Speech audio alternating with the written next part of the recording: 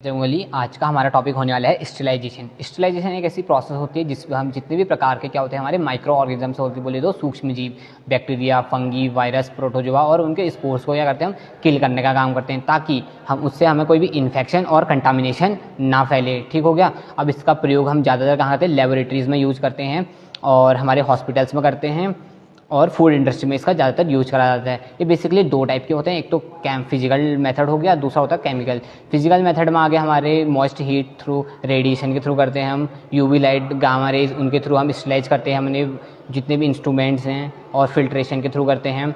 ठीक हो गया। और मॉइस्ट हीट बोला था, हाँ उसमें ऑटोक्लेव आता है। ऑटोक्लेव एक ऐसा एपरेटस मान लो या मशीन मान लो, ताकि वो क्या करता है जितना भी हमारे सर्जिकल इंस्ट्रूमेंट है उसको हम एक स्टीम प्रेशर दे देते हैं और उसके कारण उसके अंदर जितने भी क्या होते हैं कंटामिनेट हो रहा है या इन्फेक्शन है, जैसे कोई सर्जरी कर रहे हैं हम, तो उसके बाद हम उसको उस मशीन, जैसे किसी का सर्जरी करा हमने, ठीक हो गया, तो उसके बाद हमने उस इंस्ट्रूमेंट को, जो भी हमारे सर्जिकल इंस्ट्रूमेंट यूज़ होते हैं उस सर्जरी के दौरान, तो हमने उस ऑटोक्लेव मशीन में डाल दिए और वहाँ से क्या हो जाता है, वो वॉश हो जाता है। ठीक हो गया, अंडर एक स्टीम प्रेशर में।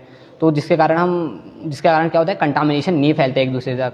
तो और अब बात करते हैं हम केमिकल मेथड की, तो हम कुछ ऐसे केमिकल्स का भी यूज़ करते हैं स्टेलाइजेशन के लिए। जैसे हम सबसे बेस्ट एग्जांपल और सबसे इजी अल्कोहल का यूज़ करते हैं कोई भी चीज़ को स्टेलाइज करने के लिए। जैसे क्या करते हैं, किसी भी फॉर एग्जांपल हाँ, हम इंजेक्शन लगाते हैं, तो इंजेक्शन में भी हम क्या करते हैं, पहले एक किस चीज़ का, शायद अल्कोहल का होता है मेरे ख्याल से, या कोई स्प्रिट होती है, हम इंजेक्शन लगाने से पहले अपने हाथ पर लगाते हैं ना डॉक्टर लोग, तो वही सब। ठीक हो गया।